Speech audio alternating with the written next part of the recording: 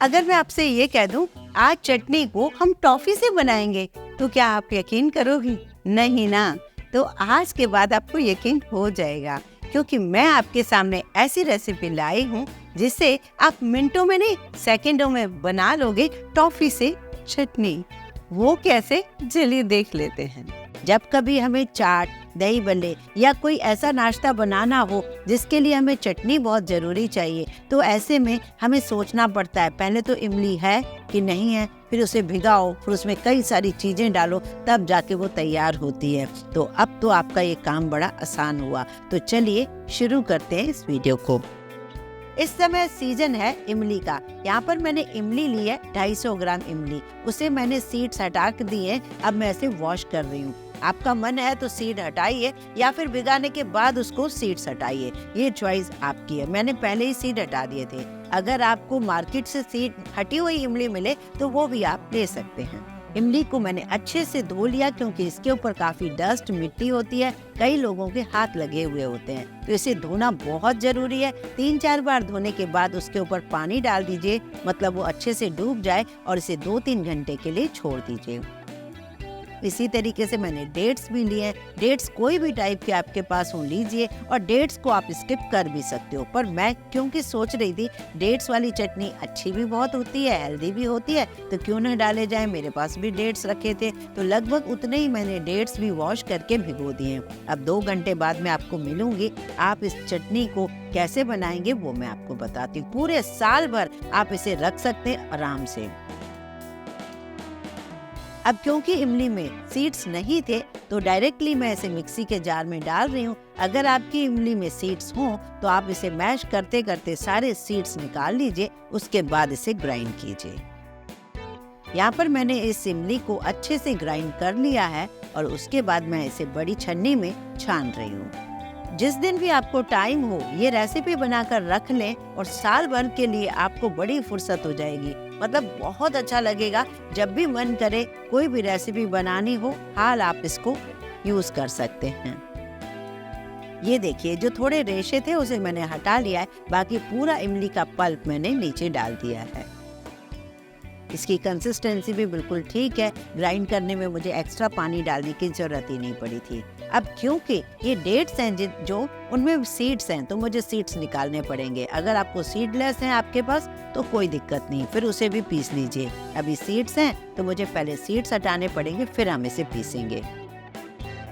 घर की चीज शुद्ध होती है, टेस्टी होती है और हम अपनी मनपसंद बना सकते हैं जैसा हम चाहें। इमली किसी भी रेसिपी में डालने के लिए वो लोग मार्केट की लेते हैं जो पल्प टाइप बनी हुई होती है, उसमें काफी सारे केमिकल्स की वजह से उसमें वो स्वाद नहीं होता, घर वाली फीलिंग नहीं आती है। प्रिजर्वेटिव और केमिकल की वजह से उसका स्वाद बहुत ही अजीब सा होता है। हाँ या ना मुझे कमेंट करके जरूर बताइए। मैंने तो कभी पूरी लाइफ में कभी नहीं ली है, लेकिन मैं सुनती हूँ यंगस्टर्स की बातें कि इमली का पल्प है ना फ्रिज में, तो वो कौन सा पल्प है, वो मार्केट वाला है। मुझे कभी पसंद नहीं आता, मैं कभी नहीं लेती।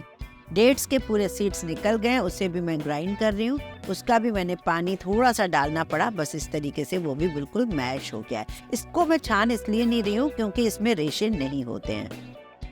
आपको जरा सा भी लगे कि ढंग से नहीं हो पाया है या कुछ भी प्रॉब्लम है तो आप उसे छान सकते हो। अब दोनों चीजों को इक्वल थी, दोनों को मिला लिया और इसे मैंने एक कढ़ाई में चढ़ा दिया है। थोड़ी मोटे तले की कढ़ाई लेंगे तो बेस्ट है। अब इसे थोड़ा पका लीजिए। अब इसमें अच्छे से उबाला आने लग गया है। अब क्योंकि हमने इसमें डेट्स भी डाली थी तो इमली ज्यादा खट्टी नहीं रही, पर फिर भी मैं इसमें गुड़ डाल रही हूँ, करीब करीब 200 से 250 ग्राम। गुड़ को मैंने बारीक कट कर लिया है। गुड़ की आप चीनी डाल सकते हो, गुड़ आपको जैसा भी लगे वैसा आप डाल सकते हो, जो भी आपके यहाँ मिलता है। मेरे यहाँ तो वो देसी गुड़ था, वही मैंने गुड़ डाल दिया है। और ये छींटे बहुत उठ रहे थे तो मैंने इसको ढक्कन लगा के पकाया और इसे कम से कम 15 से 20 मिनट के लिए पका लिया है, तब वो इस कंडीशन में आया है। अब बारी आती है इसमें मसाले डालने की।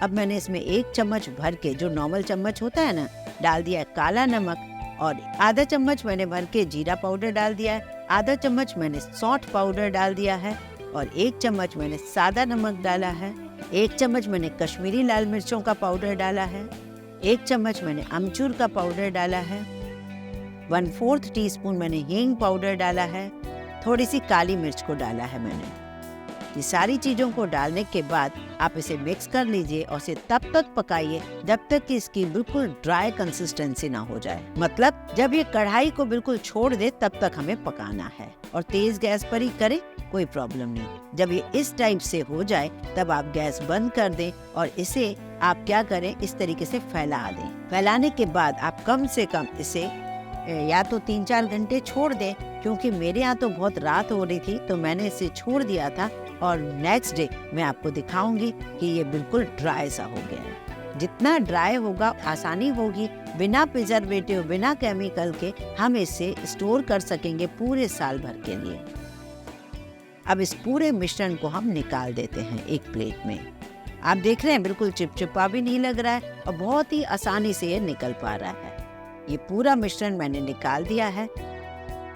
यहाँ पर मेरे पास छोटी छोटी पन्नियाँ थी, बहुत पहले मैं चॉकलेट्स बनाती थी, वही रखी थी। आप कोई भी पन्नियाँ ले सकते हैं। थोड़ा सा अगर हाथ चिपचिपा रहा है तो थोड़ा सा चम्मच में जरा सा तेल या रिफाइंड तेल या कुछ भी आप लगा सकते हो। पानी का छींटा नहीं लगाना है आपको और बस तेल वेल कुछ जरा सा चम्मच में लगा के आप उसे इतना मिश्रण आप लगा लीजिए इस पॉलीथिन में और इसे इस तरीके से ट्विस्ट करके आप इसे बंद कर दीजिए। ये टॉफ़ी नुमा शेप में आप इसे रख सकते हो और इसी तरीके से सारी टॉफ़ियाँ हमें बनानी होंगी। आप टॉफ़ियाँ नहीं बनाना चाहें तो आपकी चॉइस है, आप कैसे रखना चाहें। वैसे टॉफ़ी बहुत ही कन्वीनियंट रहती, जब भी मन करे आप इसे निकालें और यूज़ करें।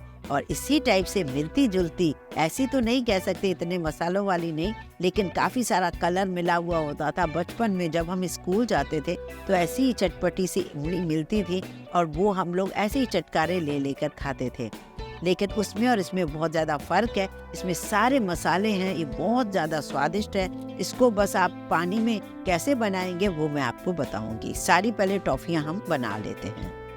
मैंने पहले भी ये टॉफ़ियाँ बना के रखी थी, मेरी साल भर कुछ प्रॉब्लम नहीं आई। मैंने सोचा इस बार ये रेसिपी आपके साथ शेयर करूं, क्योंकि इस सीज़न में नई इमली आती है तो जब भी कभी आपको टाइम मिले उसे थोड़े साफ़ कर लीजिए, रेशे हटा दीजिए, सीड्स हटा दीजिए और इस तरीके से सस्ते में ये ढेर सारी आप बना के रख लीजिए, जिस तरीके से पूरा साल भर आपकी छुट्टी हो जाएगी। आपको ना तो कोई बाहर की केमिकल वाली खरीदनी पड़ेगी और 4 गुना महंगी जो मार्केट से आपको इमली मिलती है वो भी लेने की जरूरत नहीं पड़ेगी। घर की चीज़ घर की होती है, ये तो आप भी मानते हो। तो इस तरीके से बनकर तैयार हो गई हैं। अब मैं आपको ये बताऊंगी कि हम इसकी चटनी कैसे बनाएं। जब भी आपको चाहिए, जैसे किसी रेसिपी में डालनी है तो डायरेक्ट ही डाल सकते हो, लेकिन अगर आपको चटनी बनानी है तो कैसे बनाएं। अभी मैं 2 टॉफ़ियाँ ले रही हूँ। 2 तरीके हैं इसके, या तो उबलता हुआ पानी इसके ऊपर डाल दीजिए और इसे न 10 मिनट के लिए छोड़ दीजिए, या फिर सेकंडों में बनानी है तो आप गैस पर रखिए इसे। एक छोटा सा पतीला लिया मैंने, उसमें 2 टॉफ़ियाँ डाली और पानी डाला। पानी करीब 200 ml पानी डाला है, क्योंकि 250 ml वाला कप था। ये डिपेंड करता है आपको कैसी चाहिए, बहुत पतली चाहिए कि गाढ़ी चाहिए। मुझे नॉर्मल चाहिए जैसे होती है बढ़िया दही बड़ले वगैरह के लिए। अब इसे फटाफट से बस मिक्स कर दीजिए। मिक्स हो गई है ये चटनी, इसे निकाल लीजिए एक कटोरी में और इसके ऊपर आप चाहें तो ताज़े अंगूर या केला या एप्पल जो भी आपको काट के डालना है, या खरबूजे के बीज या तरबूजे के बीज या फिर काजू किशमिश, ये चॉइस आपकी है। कभी कभी हमें किसके लिए चाहिए होती है, किस रेसिपी में यूज़ करना है, तो उस हिसाब से आप इसका यूज़ कीजिए और हो सके तो इसे ज़रूर ट्राई कीजिए। इसे बनाकर रखेंगे आप भी मेरी तरह खुश हो जाएंगे। सस्ते में बहुत ही अच्छा सा काम हो जाएगा। ये ना आपको टॉफ़ियाँ बहुत काम आएंगी। अभी आपको शायद इतनी इसकी वैल्यू इतनी ना लग रही हो, लेकिन जब आप बनाएंगे और उसे यूज़ करेंगे तो आपको रियली लगेगा कि हमारा काम तो बड़ा आसान हो गया। मतलब सेकंडों में ये काम हो जाता है, जिसके बारे में हमें कई बार सोचना पड़ता है। कैसी लगी ये रेसिपी मुझे कमेंट करके ज़रूर बताइए। वीडियो पसंद आए लाइक ज़रूर करें, ज़्यादा से ज़्यादा शेयर करें फ्रेंड्स और फैमिली को।